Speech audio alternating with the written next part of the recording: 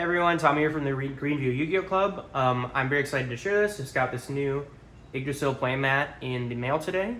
It's a new material from Yggdrasil, which is super cool. It's awesome to see people trying new things.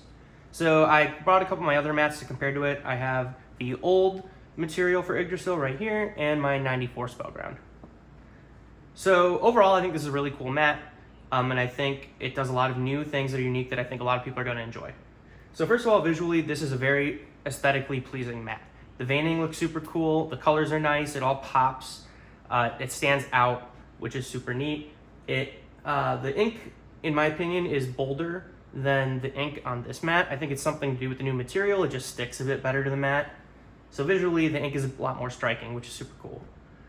Next, it's a very thick mat. I would say overall, this is twice as thick probably as this mat when folded up.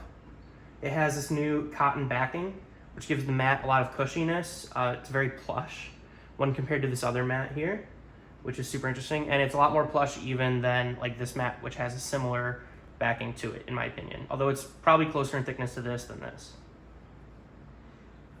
It also visually is not shiny, kind of like this. I don't know how to describe it, but on some of these older Yggdrasils, the material is reflective almost, and it has a sheen to it, and I think this mat has a lot less of that.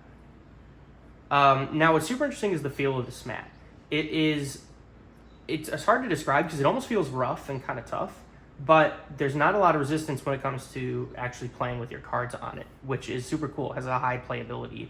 Your cards, because of the plushness and the thickness of the mat, kind of feel very cushiony on here. They flip very well. They slide extremely well because there's nothing really stopping them, which feels super nice. And I think it's a very, very playable mat. Overall, I love this mat a lot. I think this is a very cool mat. I think people should definitely buy it. It's a completely different and unique material when compared to this mat.